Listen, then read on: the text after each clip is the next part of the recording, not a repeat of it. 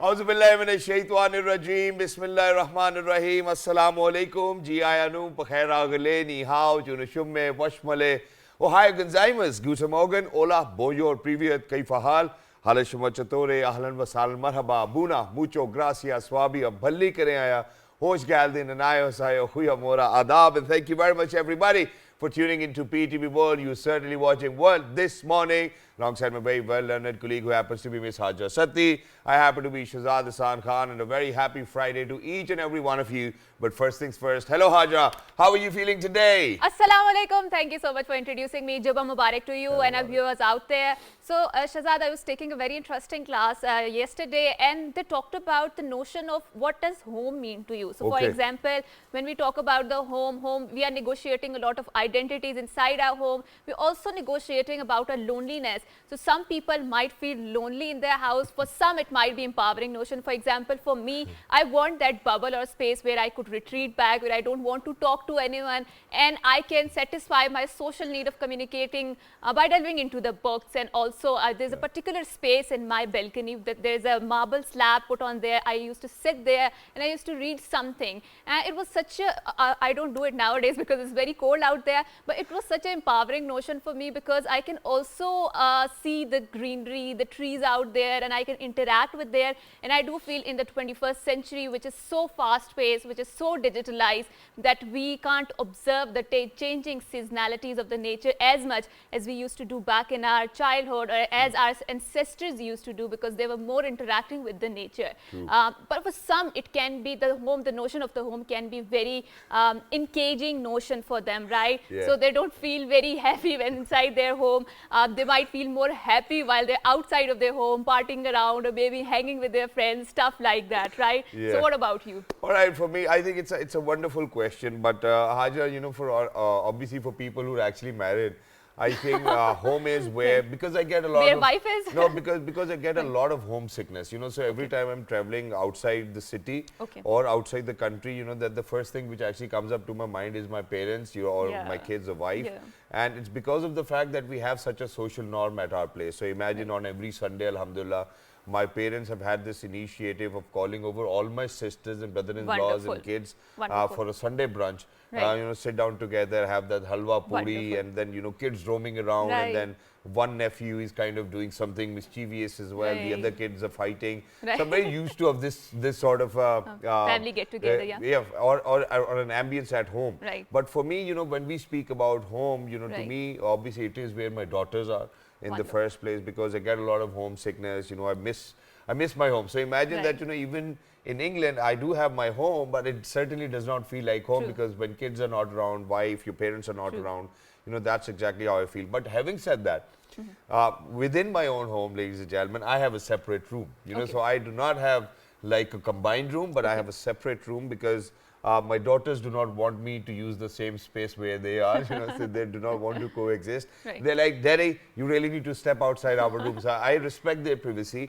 And what I do is, so I have a separate room, I have a balcony attached to that, I have a beautiful table and chair set placed over there. And luckily, you know, right in front of my house, there's no construction. So there's just green land. I can look around, I can gaze at whatever, I can show my daughters where the birdies are, everything, and it feels great. And even now, you know, because just a few days ago, you know, the person whom we have actually rented the house from, he actually sent us a notice that you really need to vacate our house because the rents are increasing manifold. And so what happened was then, you know, I sat down with my father and I was like, you know, we've lived in this house for more than 16 years.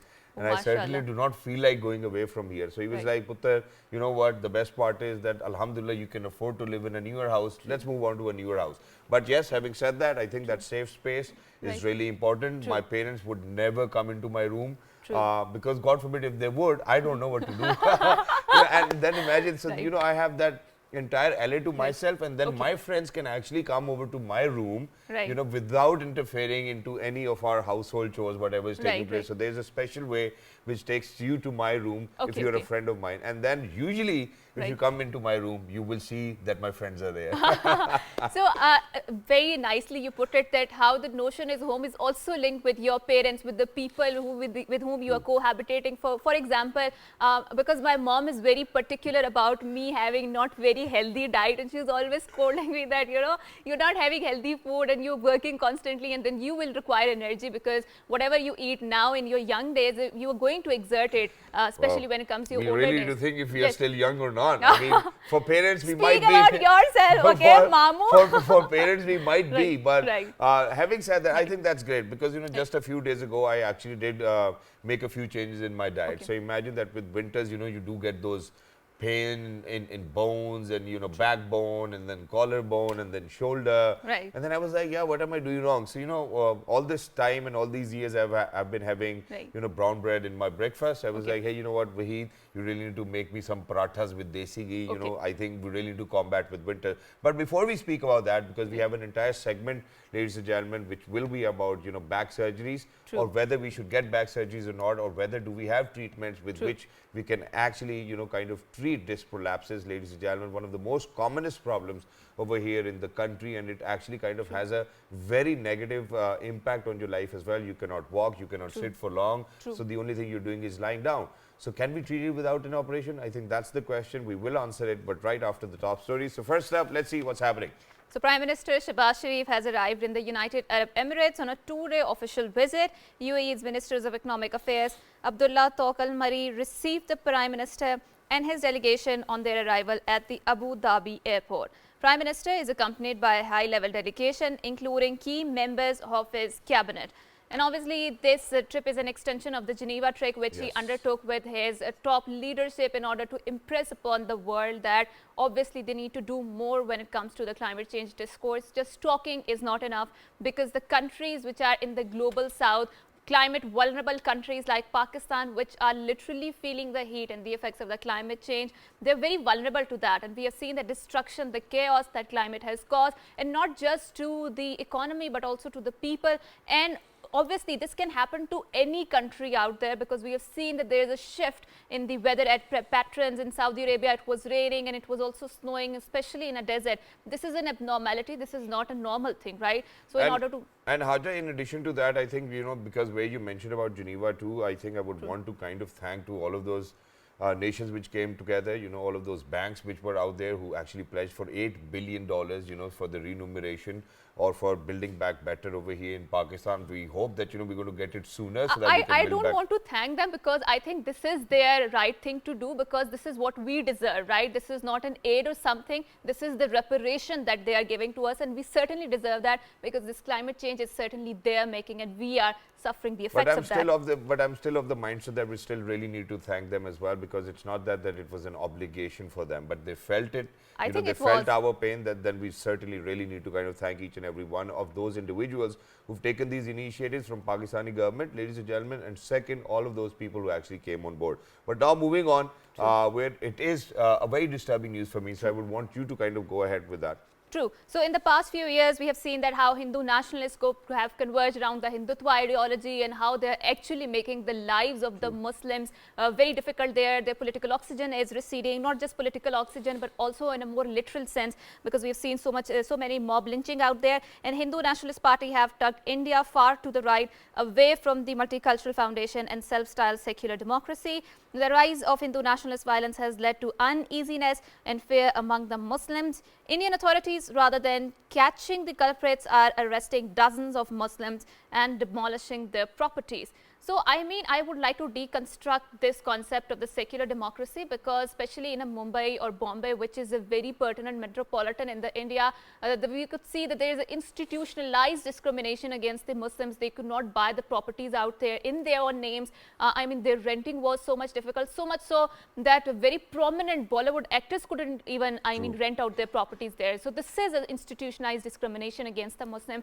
and this is why our leaders, Jinnah and other leadership of Muslim League, felt the need to make a separate homeland for the Muslims, because we were Muslims not by definition, but by the discrimination, and we could certainly see that. Exactly, and that's why we actually wanted a sovereign land for ourselves as well. But having said that, we certainly really need to kind of talk about how, you know, we see the Hindutva mindset prevailing within the Indian illegally occupied Jammu and Kashmir, where, ladies and gentlemen, you know, the occupation forces are in massive numbers. Not just that, they're making demographic changes over there, you know, to that particular area, that if one day plebiscite is going to take place, unfortunately, they are trying to derail it as well. But I think it's the right of the people of Indian illegally occupied Jammu and Kashmir, whether they want to part with Pakistan or whether they want to live independently. But now coming down to one of my favorite news, ladies and gentlemen, where we do know that New Zealand was visiting. You know, our 2 test match series actually went into a draw. But the 2 one-day international which has taken place, Pakistan actually won the first one with 6 wickets, but lost the other one by 79 runs. And that was really very disturbing. We couldn't really have any partnership. It was only Babar Azam, I believe, with the 24th, ladies and gentlemen, one-day international half century. And from the other end, it was Conway with a staggering ton of runs, ladies and gentlemen. The second one-day international century for Conway, having a great partnership with Kane Williamson. But it wasn't until the 30th over that Naseem Shah broke their partnership, and then it was Mohammad Nawaz getting 4 wickets in the previous match. So today it's going to be the final. You know, just a day before, ladies and gentlemen, it was an equalizer by New Zealand. It's going to be really interesting in Karachi today. Pakistan versus New Zealand were the last and the final encounter in between Pakistan versus New Zealand. We hope and pray that Pakistan can actually win that, because if Pakistan can win this one, ladies and gentlemen, we will certainly move our number in the one-day international ICC rankings, and that's exactly what we want. So today is the last day of the cricket test match, right? And we have scheduled some more tests. No, we certainly have not scheduled a few more tests as well. So in the month next, we will be having Pakistan Super League, and then, you know, there's these other leagues which are taking place as well.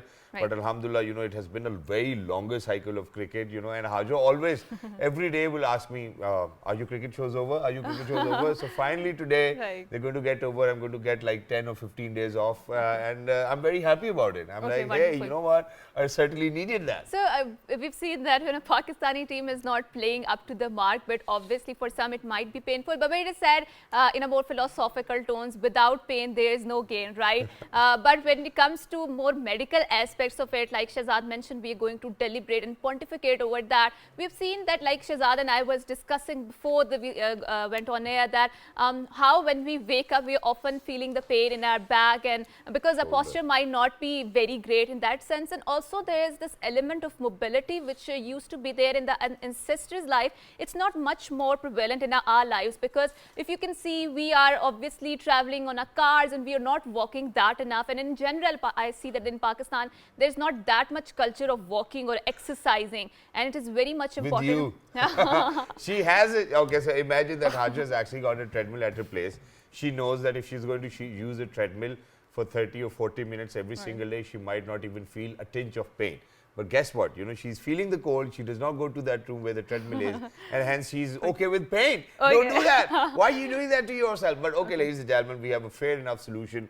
We're very lucky that we have been joined by a specialist, a consultant himself, who's going to let us know, and that too without surgery. I think that's like a dream come true, because back in 2012, just because of one of my sports injury, because I used to play polo and then go to the gym, I had to go to England all the way to get my L4, 5 and S1 surgery done. Alhamdulillah, it was a successful one. Then my younger brother got it done as well.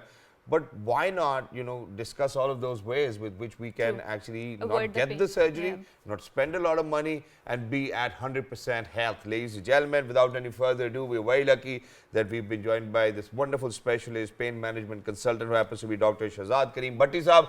Hello, sir. Assalamu alaikum. Good morning. How are you doing today? Thank you very much. It's very great to be here. It's in this prestigious institution. It's an honor for me to be with you. Thank you so much, sir, and it's an honor. Likewise, thank you very much for joining us. But first things first, let me ask you, do you have any sort of pain today? No, sir. No, wonderful. I mean, that sets the record, right, ladies and gentlemen. But with that, let's get started. Sir, okay. You know, so there are multiple sorts of pains which Pakistanis do feel. The most commonest one, obviously, the back pain. Then obviously we have migraine, and then if we speak about knee joint pains as well, shoulder pains. These are the commonest, sciatica as well. These are the commonest pains. Let's address them. Where do you want to start up? I want to start by explaining what is pain. Okay. pain is basically an unpleasant sensation, because there is no other test where we can measure pain. We can measure your blood sugar, we can measure your blood pressure, but we cannot measure pain. It's just an emotional sensation or a feeling. So for pain, for one pain is something else for you, and for her that pain might be different. True. So pain is an unpleasant feeling. There is no person in the world who has never got any pain. Okay. Some part of the age, some part of your work, you will have some pain. True. So we as a pain specialist on working, that we should be treating the pain without any surgery, without any long-term medications, and without any long-term absence from the work. True. So that is why we are special, different speciality. I think it's wonderful that you have said it, but sir, I have one small question to ask over here, and that is that, and this is something which I've gone through myself while I was looking for a wonderful surgeon who could actually do my back surgery. While I was thinking about it, what I kind of realized was that, when we speak about sports injuries, first of all, we do not have a lot of people who actually specialize in sports injuries, number one. Number two, they do not tell us that, that they do not give us 100% solution. So they would tell us that, that your pain could be managed, but it will never go away. So I would want to address that as well. Do you think that your expertise can help people get rid of that pain, or do you think that it's all about managing the pain because things cannot get better, unfortunately, if that's the case? It all depends on the cause of the pain. Okay. Look, basically I'm a interventional radiologist. So we do lot of MRIs, lot of ultrasounds, lot of CT scans. So this is the difference, that what we do treat the pain by imaging, by looking at the pain. True. By looking at the cause of the pain, looking at the site of the pain. As you mentioned about the disc. So when the disc prolapses, the lady used the word sciatica. Yeah. So that is the word which we all know. So the pain starts from the back, goes on one of the legs. True. You cannot stand, you cannot walk, you cannot sit for a longer period of time, and that is a very, very bad feeling. True. And this pain leads to depression, and this depression can lead even up to the suicidal thoughts. So there is such debilitating pain. So what we do as a radiologist, we see which disc is prolapsed. Okay. We, through the machines like angiography machines or the fluoroscopic machines, we exactly pinpoint the disc. We enter into that disc within 3 to 5 minutes without any surgery, without any anesthesia, without any even local anesthesia. There is a 5 minutes procedure. We shrink the disc, and when we come out, you have a half hour of rest. You can go back home. Next day, you are back into your seat. So what you're trying to tell us is that there's not going to be any cuts, no stitches, no, nothing at all. No. So how are you going to do it? So the basic concept is that the disc, it consists of a gelatinous material, True. a jelly-like material, like a shock absorber. Like a shock, exactly. So it prolapses. What we do, that we put small amount of ozone into it, that shrinks that part of that jelly which has prolapsed and caused pain. Our surgeon friends, they do it, that they come from the outside and cut that part. We shrink that part. So that is without any pain. With a small 22 gauge needle, you cannot even feel that needle, or the pain maximum would be of putting an injection. That's it. So there is no cutting, no stitching, and no local anesthesia, half hour of rest, and then you go back home, and that's it. And but sir, how can you address the concerns, for example, when you talk about that there is a mobility in our lifestyles today, right? And that is leading to a lot of unhealthy decisions or unhealthy medical conditions out there. So for example, I have scoliosis, and whenever I'm walking or whenever I'm exercising or on the treadmill, I feel fine. But the moment I stop that healthy routine, I feel the pain, the back pain in my back. And sometimes it's very excruciating, because then you have to walk and you have to exert yourself in order to, erect your back straight. So how would you address, number one? And secondly, you are also expert in the ozone therapy. So please tell us about what exactly is ozone therapy, because the only thing that comes into my mind when I talk about the ozone is that the layer is getting destructed or something like that. So please go ahead. And before you answer that, sir, that needle procedure you were talking about, how can we be so sure that it's actually going to hit the nail on the head? So what if we are shrinking some other discs of ours? How do you think that it is so precise? What technology is being used with which we can shrink it? And then when we once shrink it, do you think that shock absorbing part will be missing, and then people can still feel the pain? Yes. So first thing first, The ozone is basically ozone layer, absolutely right, but it's a combination of oxygen, 97% of the oxygen O2 and 3% of oxygen O3. So, we have a specialized generators with which we prepare medical grade ozone. Okay. So, it acts as an anti-inflammatory, it acts against the infection, against the inflammation, and it causes the fibrosis. Fibrosis means that part of the disc which has prolapsed will shrink. Only that part which has prolapsed, not the disc, in less than a millimeter in size. That is it. And how we see it, that we use the fluoroscope machines in front of us, big screens, so you exactly know where you are.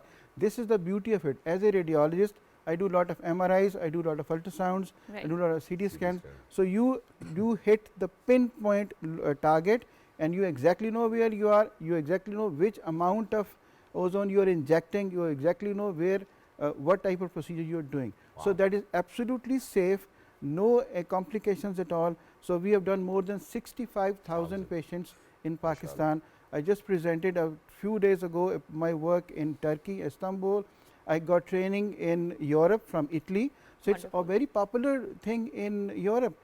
Only in Turkey there are more than 6,000 doctors who are doing different types of ozone. It is not only back pain, it is pain, fibromyalgia, especially for the ladies, migraine, knee pains, everywhere.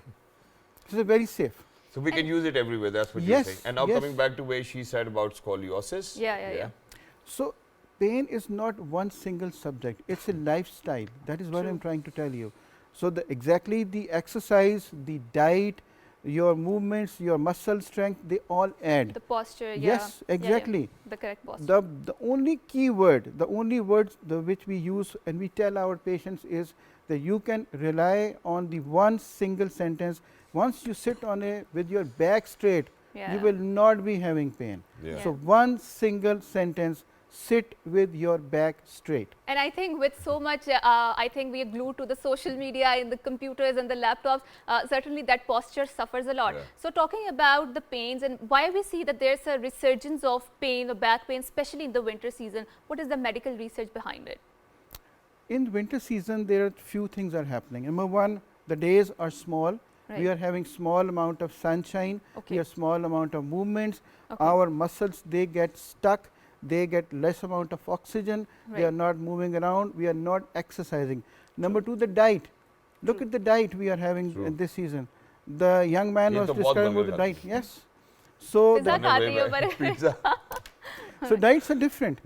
And there is one natural way. The God has made priorities. Our muscles, like our brain, heart, liver and kidneys, they get the maximum amount of blood supply. So, our lower limbs, upper limbs, both the limbs, they get lesser amount of blood supply. That is why we feel more pain in the lower limbs and upper limbs, in legs and knees and shoulders in winter, because the major amount of blood supply goes to the vital organs. So, once we get the less amount of blood supply, so it results in pain. So, that is why the movement, the walk, the exercise is very important, especially in the winter. Exactly. And sir, now in addition to that, I am going to talk about something which certainly do not have any evidence. So there are people, for example, we go back to our places, where joint family system. I've seen a lot of my chachis doing a lot of house chores, so and every time I would go to my chachu's place, I would be like, chachi kya hal hai, so all of that which you ask your aunts, and then she's like, putter pata nahi lagda, mere lag raha pathe kiche gaye ne, things like that. Women say that, and it's not only women, it's the elderly as well. And no matter how many x-rays you get done, how many CT scans you get done, there's no evidence of it that, whether she's got pain or he's got pain or not. What do you think that is? And do you think that there's any reality behind it? Because unfortunately, then we are really misguided by other people who are not experts of this very specific disease or illness. But what happens is then people start saying, "Mainu lag raha hai mere se kisi ne jadoo karata hai, taweez karata hai." Things like that for all of those people around there, that somebody has casted a spell on us because all my reports are fine, but I still feel the pain. What is that? Exactly, you are absolutely right. You have hit the target actually. Jazakallah. The thing is that there are a lot of pain, especially in the females who are working at home, that they feel pain behind their neck, between the two shoulders, upper back, all the time they are having pain. it will not come in, as you said, not in any ultrasound, blood test, or MRI, or even CT scan. But this is a reality. Really? Yes, this is a reality. We call it fibromyalgia. Fibromyalgia? Fibromyalgia. So, these are muscle pains which are happening all the time, especially during the day, early part of the day. So, we diagnose it by the clinical our clinical expertise, and there are certain trigger points. So, there are certain trigger points in the muscles which they generate pain. Okay. So, with these we treat those trigger points, and that pains can be treated. The lady who is always telling you that she is in pain, yes, she may be right.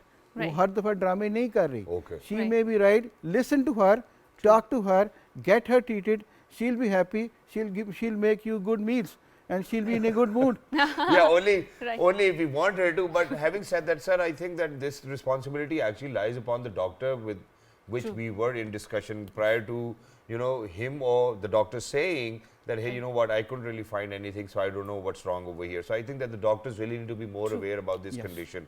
And now moving on to one of the most excruciating pains.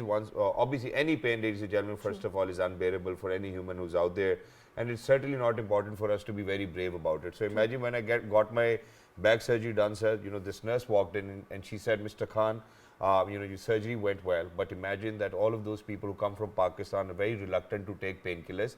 Painkillers are made for a reason. If you feel the pain, take the painkiller. Having said that, now what I want to talk about is migraine. I think that's one of the most commonest over here in the country. True. And then people are very helpless because they certainly do not have any one single treatment which can help you get rid of migraine. Do you have a treatment of such sort? There are different types of migraines. Yes, we do treat migraine. The beauty of our treatment is that it has got no side effects. We are not giving any steroids, we are not giving any high dose of painkillers, we are not giving any narcotics, and we are not giving any long term treatment. What we do, again the thing goes back again to ozone. So, what we do, that we put small amount of ozone onto their muscles, not inside the muscles, that is on the skin. Okay. So, what the basic part of the migraine is that the muscles, they get stretched, and the vessels, the blood arteries, they are dilated. So, that is why every person who is having migraine, they will form pulsating pain. Right. So, what ozone will do, it will relax the muscles and will cause those arteries to come to their original size. Right. So, that will relax, and that will result in the submission of the migraine. The pain goes away, and it is very effective. And the beauty of it is there are no side effects. Even if you are not getting the required results, you are not having side effects, you are not giving them any Exactly. And steroids. so very quickly, just for the so that everybody out there has a clear mindset on this, Right. because you just used ozone to shrink our disc, right? Yes. So you are going to again use this ozone Yes. onto our brain. What if it shrinks our brain a little bit too as well? We are not already using it 100%. Oh, it will just bring your skin, and your brain will glow. And one thing I have not told you about ozone, that we use it on the skin. Okay. Yes, so it's going to tighten it up. Yeah, tighten wow, up. Wow, that's a brilliant idea. Use it Beauty for the hack. freckles. Yes. Wow. I think we Okay, really need to so- get those ozone machines. I think yes, but I think we are not in that stage. But certainly after 10 or 15 years, we might need that treatment. Okay, so Dr. Saab, let's talk about another excruciating pain, which is the knee pain, and certainly a lot of aged people suffer from that. So let's pontificate on the causes and how can we treat such kind of pain. Before going that, I would like to mention one thing myself. Sure, Okay. sir. So, that is the cancer pain. Okay.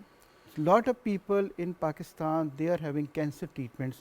They are having excruciating pain, especially of the abdominal cancers, Okay. liver cancer, the lung cancer, the uterine cancer. But all of treatment we are doing mostly is giving them narcotics to let them sleep, and when they wake up, Right. they are crying with pain. It is True. very, very difficult to see someone you love crying with pain. True. So, we treat that pain also in my Okay. hospital, Lahore. Wow. Okay. So, we treat that pain. That is the thing which I want to share and discuss. Sure, sure. That we put small blocks under CT scan guidance, under MRI guidance, under ultrasound guidance, and that relieve them pain. Okay. Of pain. So, their quality of life is better. Okay. They can get up, they can talk to you, they can have a bath, they can dine with you.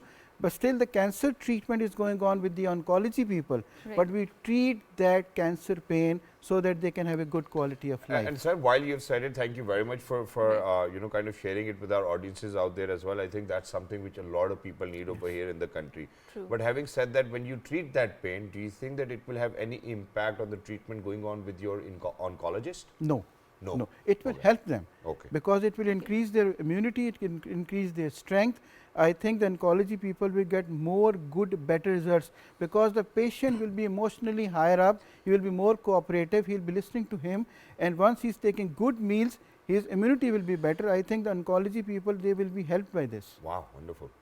Thank you so much, Dr. Saab, for saying that, and we will wrap up this segment. And obviously, like Dr. Saab mentioned, we suffer so much pain. Some are emotional pain, some are physical pains, and some are related to the medicine. And having said so, one of the important things that I feel is because of the lifestyles that we are leading, and obviously we are living in a very consumerist sort of a world where we are moving towards a lot of luxurious life, and the lack of mobility in our lifestyle is a source of concern, right? So after the break, we will come back and we will also talk about that. Obviously, technology is making our lives easier, how it can further help us in being a better human being. Exactly, and in addition to that, obviously, ladies and gentlemen, we do get a lot of you know, advices from our mother and you know, our father, or you know, the elderly in the house as well. Puttar, तेल मालिश करा ला है, सरसों दा तेल ला ला है, पट्टी बांध ला है, कोई हल्दी वाला दूध पी ला है, you know, all of those things. I mean, having said that, I mean, just very quickly before we head on to the break, because we have actually said thank you to our guests as well. Said haldi wala doodh kaam karta hai? Bilkul kaam karta hai. Yes. Thank you so much.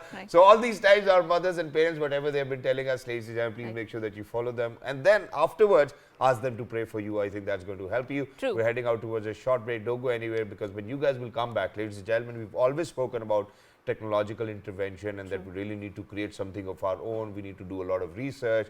हमें इजाद करने की ज़रूरत है, you know, which means that innovation and necessity, ladies and gentlemen, has always been the mother of invention. So we're heading out towards a short break. Once you guys will come back, we'll have somebody who happens to have a company with the name of Ijad. We'll be in conversation with him after a short break. Good morning.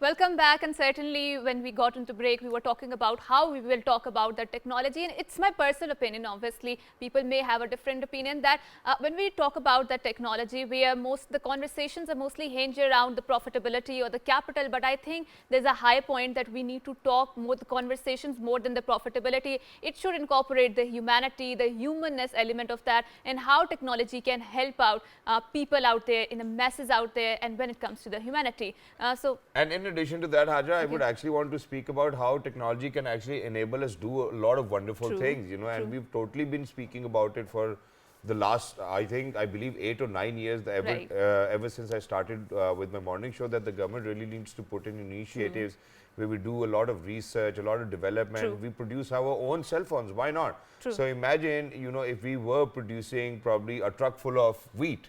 Imagine what do we get in return of it? One iPhone. You know, here you go. So I think that, you know, it wasn't but really. We can't certainly eat iPhone, can we? Obviously we cannot. Obviously we cannot. But we can make a lot of calls with iPhone, with which we can certainly have dinner or lunch or anything.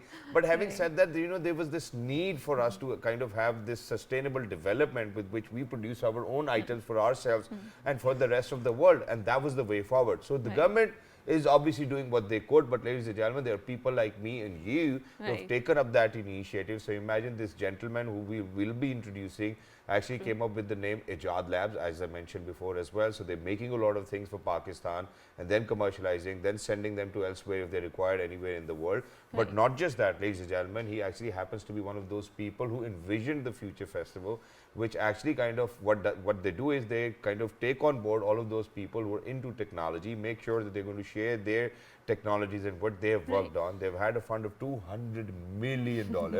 This gentleman has been an advisor to the Federal Minister of Science and Technology as well.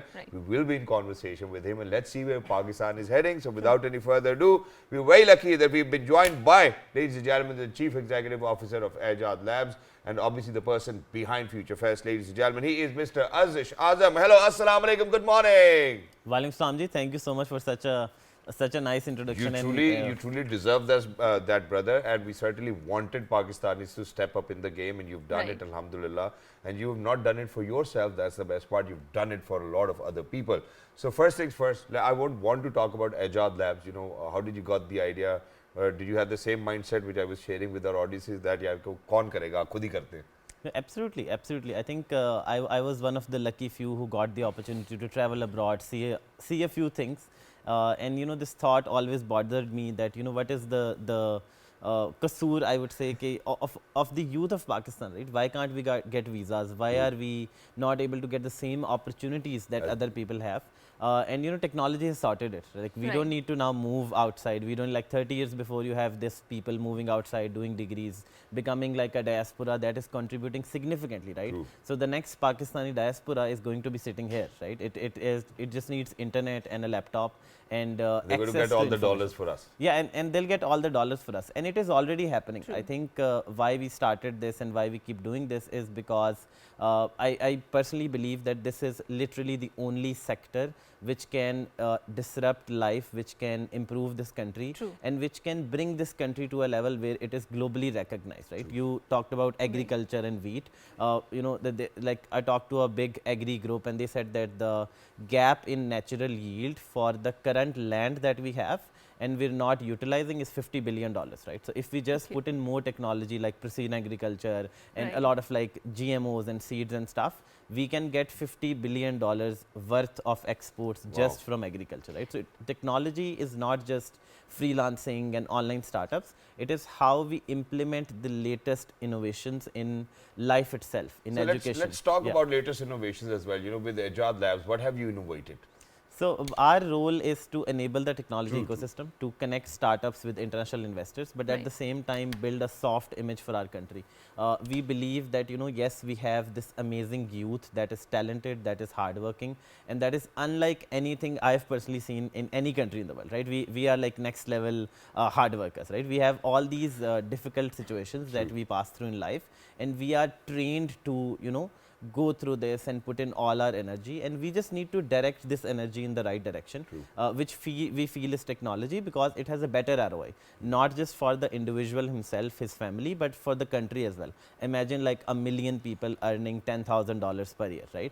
That will take away all your foreign debts and other stuff. So why is, you know, no leader or government taking an emergency? Why can't we just, you know, close down all universities for the next 5 years and just teach technology skills, just teach digital skills which have an ROI of at least $10,000 per person per year, right? I mean, you can, impart the technological skills, but don't talk about shutting down the universities, because obviously the quality of the students that are coming out certainly needs to improve a lot. So when we talk about the softer image of Pakistan, we see that one of the tools that to propagate that is, I feel, is the festivals, right? So we see that there's a lot of literary festivals in Pakistan around the year in different cities of the Pakistan, and I think that a discussion has evolved beyond the literary festivals. Now they're moving towards the technological festivals or the tech festivals. So we had a guest here, I think 2-3 months ago. They talked about how Google is having a festival here, and Pakistan is certainly, YouTube is the fastest growing market in the Asia. Absolutely. And obviously these unicorn companies, they're realizing that, and that is why they are very prone to investing in Pakistan. So tell us about the Future Fest. What is the festival about? How many people can attend, and what sort of the audience does it cater to? Sure. So we did the first Future Fest in May 2022 in Islamabad. It did well, and this was the second edition. This weekend we did it in Lahore because we believe Lahore is the Silicon Valley of Pakistan. Right. You know what is amazing is we didn't just have like the local success stories and companies there. We had more than 150 international guests. We had 2 Saudi unicorns, 30 Saudi companies. We had support from international governments as well as the local government in Pakistan who enabled such a gathering of more than 50,000 people, more than 300 speakers, 5,000 companies. I'm told that we created at least 3,000 jobs on the spot, right? And there is so much impact that has come out of this. There are 50 plus MOUs that were signed. That was encouraging news for the youth of Punjab, as well as Prince Fahad Al Saud of Saudi Arabia. He announced a very specific. So why particularly Punjab? I mean, why not expand the scope? Why not Sindh? Why not Islamabad? Because I do believe that the Karachi is one important hub, especially when it comes to the economy, and a lot of people go there in search of jobs. So do you plan in the future to expand the scope of this event? Absolutely, absolutely. I think for now we had really good support from the government of Punjab, which makes our job easier to bring people together. And as a host province or a host city, they were really nice, right? Maybe in the future, if we get an invite from anywhere else, we would love to go, right? I think this is how events operate. We just need a little bit of support from the local administration, from the government, and there is a lot of benefit for them, as we've seen just in this case. And when you conducted your first ever Future Fest, so how was your communication with the federal government, because you got it done over here in Islamabad as well? So do you think that was on point? Because I still remember that I've seen a few visuals of it too as well, because my friends who actually own this company with the name of Mirador, I think that they were busy with the arrangements of the entire Future Festival as well. So how was it when you did it in Islamabad? So it was amazing. In Islamabad, we did a bunch of concerts. We just thought that to attract the youth, to let us get top 10 singers of the country. It did attract a lot of youth, but it was more of a concert and celebration.